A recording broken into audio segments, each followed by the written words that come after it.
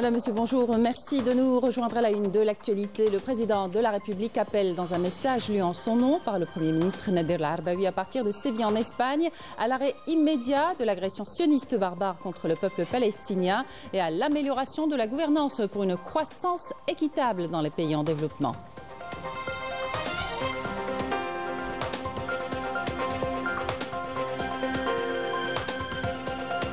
Dans un contexte géopolitique en pleine mutation, l'Algérie a su comment ouvrir une nouvelle page de son histoire. Depuis 2019, le pays s'est engagé sur la voie du changement en engageant des réformes économiques, saluées d'ailleurs par le Fonds monétaire international.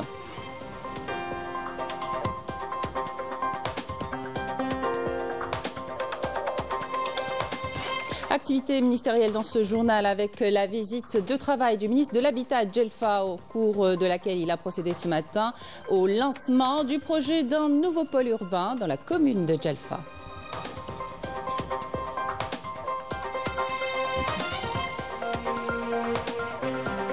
Malgré des appels renouvelés à un cessez-le-feu à Gaza, l'armée sioniste poursuit son agression barbare. 24 Palestiniens sont tombés en martyrs et des dizaines d'autres ont été blessés ce matin.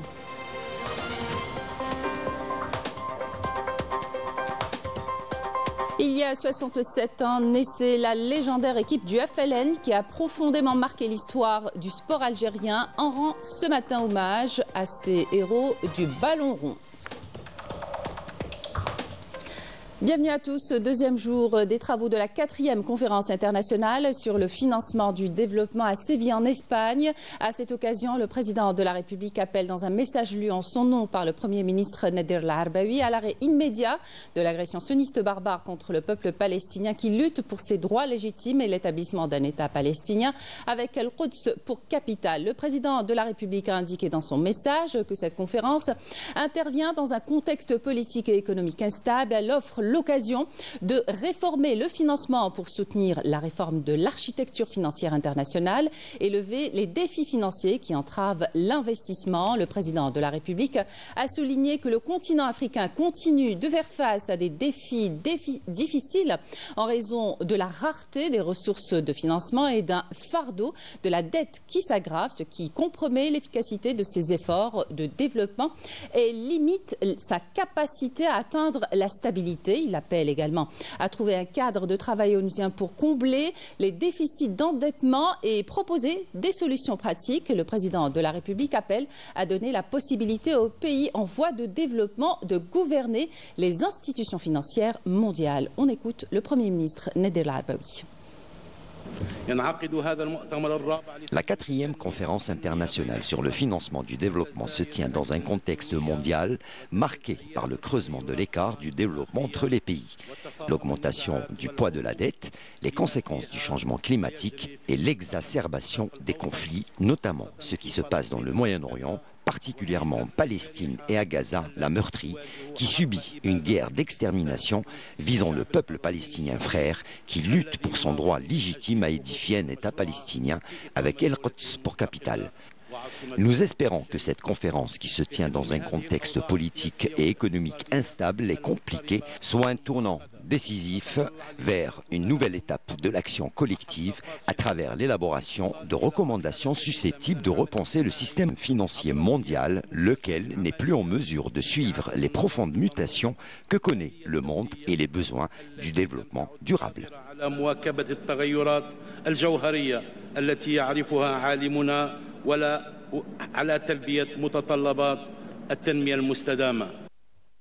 Et nous avons avec nous Kamel Swig. Kamel, bonjour. Dans son message, le président de la République a apporté des arguments puissants afin de réaliser les objectifs de développement durable lors de ce deuxième jour de cette rencontre internationale sur le financement du développement.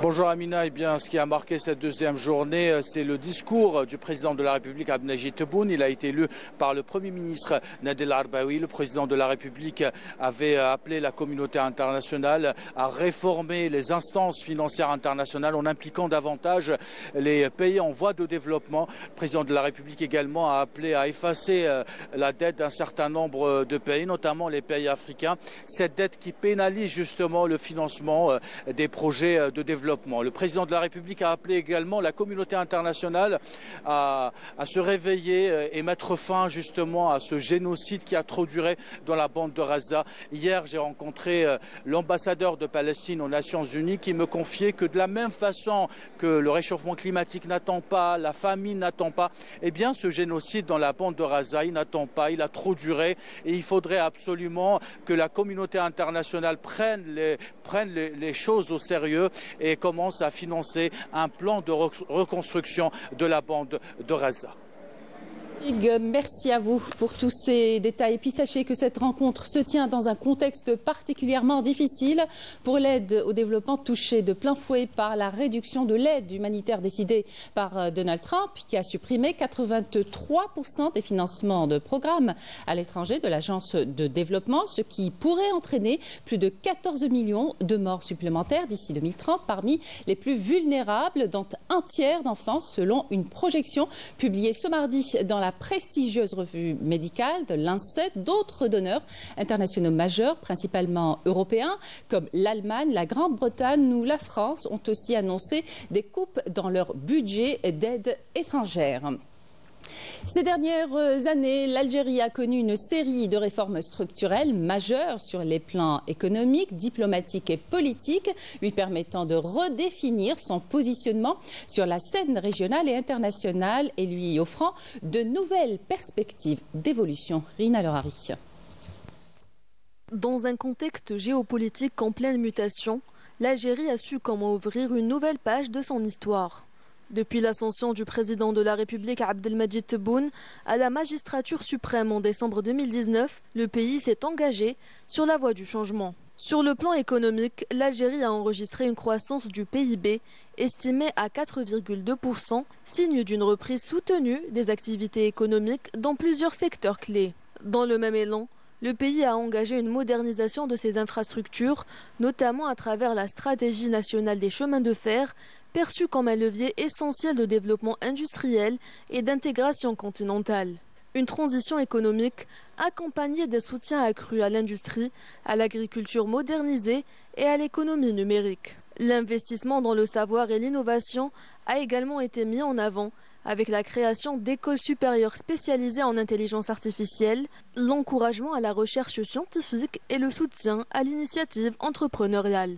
Sur la scène diplomatique, l'Algérie adopte une posture active, cohérente avec ses principes de justice, de respect du droit international, de résolution pacifique des conflits et de souveraineté des États. Elle intervient de manière équilibrée dans les dossiers régionaux et internationaux, allant du Sahel au bassin méditerranéen, tout en réaffirmant son soutien aux causes africaines et à la question palestinienne. Malgré les défis encore présents, l'Algérie continue à tracer son propre chemin vers un développement renouvelé, en s'appuyant sur ses propres ressources, ses talents et une ambition affirmée de modernisation, ouvrant des perspectives concrètes sur un avenir plus stable, plus équitable et plus prospère. Et je vous le disais en titre, les réformes économiques engagées par l'Algérie ces dernières années ont été saluées par le Fonds monétaire international. Lors d'une conférence de presse à Alger, la chef de la mission du FMI a mis en avant les principales initiatives mises en œuvre par les pouvoirs publics, notamment dans le domaine de l'appui à l'investissement. Il a mis en exergue l'absence d'endettement extérieur de l'Algérie. Ramzi Mohamedi. L'Algérie est sur la bonne voie dans sa démarche de diversification économique. Les réformes économiques engagées, notamment dans le domaine de l'appui à l'investissement, ont été saluées par le Fonds monétaire international. Les efforts que déploient les autorités algériennes pour diversifier l'économie et améliorer le climat d'affaires pour stimuler l'investissement privé sont à saluer. Les réformes engagées dans le domaine de l'investissement ont commencé à porter leurs fruits, ou la création d'un guichet unique pour l'accès aux fonciers et les efforts visant à aligner les exportations sur les normes internationales et la promotion du commerce en ligne sont à saluer. Tsangarides s'est félicité aussi de la poursuite de la mise en œuvre de la loi monétaire et bancaire promulguée en 2023.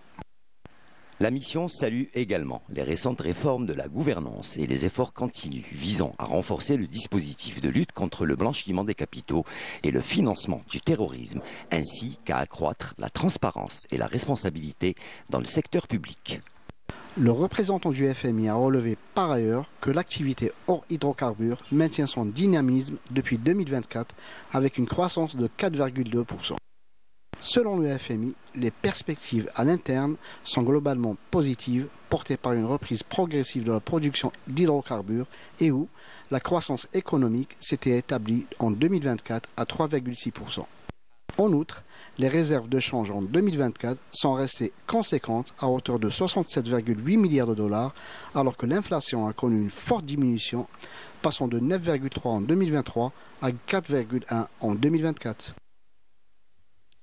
Habitat avec la visite de travail du ministre de l'Habitat, de l'Urbanisme et de la Ville à Djelfa, au cours de laquelle il a procédé ce matin au lancement du projet d'un nouveau pôle urbain de la commune de Djelfa et la distribution de logements de différents types à l'occasion de la célébration du 63e anniversaire de la fête de l'indépendance et de la jeunesse.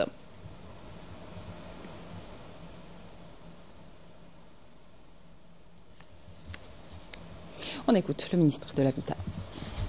أعلن اليوم وبمناسبة حلول الذكرى 63 لاستقلال الجزائر. À l'occasion de la célébration du 63e anniversaire de la fête de l'indépendance de l'Algérie, nous annonçons aujourd'hui le lancement officiel de la distribution de 192 318 unités de logement réparties à travers le territoire national. Ces logements sont destinés en priorité aux catégories vulnérables ainsi qu'aux citoyens dont les revenus sont faibles ou moyens, ce qui confirme la constance de la politique sociale de l'État au profit des citoyens. La wilaya de Djelfa est concernée par un quota de 11 250 logements, n'excluant ainsi aucune région, qu'elle soit rurale ou urbaine. D'importants quotas ont également été attribués à plusieurs wilayas, notamment Skikda avec 6 527 unités, Tissim Silten Ama avec 3 000 unités chacune et Timimoun avec 4 190 unités. Il s'agit d'un pas de plus vers la concrétisation du droit de chaque Algérien à un logement décent et à une vie digne.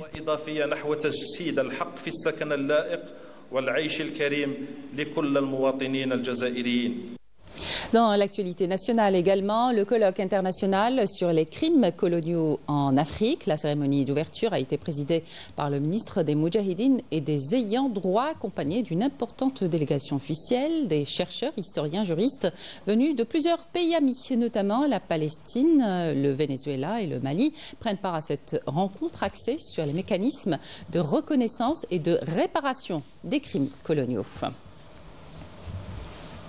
Malgré des appels renouvelés à un cessez-le-feu à Gaza, l'armée sioniste continue de bombarder l'enclave ravagée par près de 21 mois d'agression. 24 Palestiniens sont tombés en martyrs et des dizaines d'autres ont été blessés ce matin dans la frappe qui a dévasté le café El Barqa en bord de mer à Razaville. Les secours locaux ont fait état hier de 51 martyrs dans plusieurs opérations de l'armée sioniste à travers le territoire palestinien et dans la ville d'Al-Quds occupée. Des dizaines de colons sionistes ont pris d'assaut l'esplanade de la mosquée Al-Aqsa sous la protection de la police de l'occupation sioniste et ont effectué des rituels talmudiques provocateurs. La police d'occupation a également imposé des restrictions à l'accès des fidèles palestiniens et confisqué les cartes d'identité d'un certain nombre d'entre eux. Sport militaire, les équipes nationales militaires de judo, de lutte associée et de taekwondo ayant participé à la première édition du championnat du monde militaire des arts martiaux ont réussi à se hisser à la 7e place après avoir récolté 2 médailles d'argent et 11 médailles de bronze. Arrivée dimanche soir à l'aéroport international Oued Boumediene, la sélection nationale a été accueillie par le général Abdelhak Djabou, chef du service des sports militaires du département emploi-préparation de l'état-major de l'armée nationale populaire, accompagné de hauts responsables de l'armée nationale populaire. Cette compétition mondiale qui a vu la participation de 746 athlètes représentant 37 pays, des notes de la performance réalisées par les élites militaires nationales lors de cette première édition du championnat mondial militaire des arts martiaux. Il y a 67 ans naissait la légendaire équipe du FLN qui a profondément marqué l'histoire du sport algérien. On rend ce matin hommage à ces héros du ballon rond, de véritables symboles de lutte pour la liberté. Samia Bouarour. Ces héros ont porté la voix et la cause algérienne au-delà des frontières grâce à leur dévouement, leur courage et leur amour pour leur patrie. La plupart d'entre eux ne sont plus là. mais leur nom, leur empreinte sont ancrés dans l'histoire de l'Algérie, à jamais.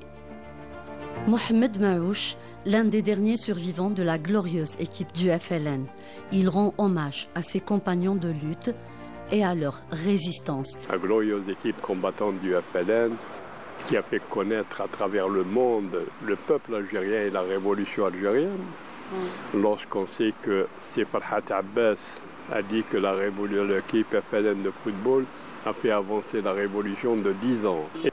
L'équipe du FLN était le premier ambassadeur de l'Algérie avec ses 32 joueurs de foot qui, le 13 avril 1958, ont donné naissance à la fierté du pays. C'est Boumezrek qui a eu l'idée de former une équipe nationale composée de professionnels. 1957, décembre 57, janvier, février, mars, jusqu'au mois d'avril. Réunion tous les mercredis, on se voyait Boumezrek, Alibi et Dr Moulay. Tous les mercredis à 18h, il fallait qu'on se voit à un endroit précis.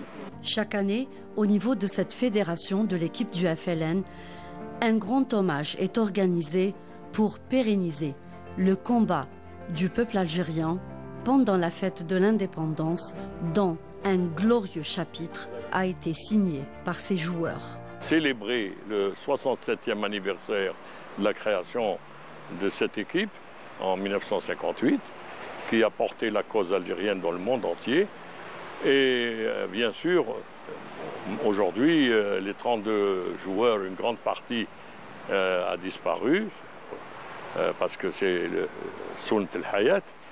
Et nous souhaitons toujours perpétuer les valeurs, les idées qui ont été défendues par ces joueurs, par cette équipe, c'est-à-dire le sens du sacrifice, les valeurs de novembre, le sens de la patrie.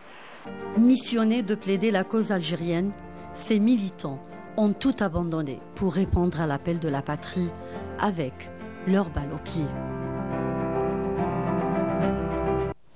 Et c'est la fin de cette édition. Merci de votre attention et excellente suite des programmes sur Canal Algérie.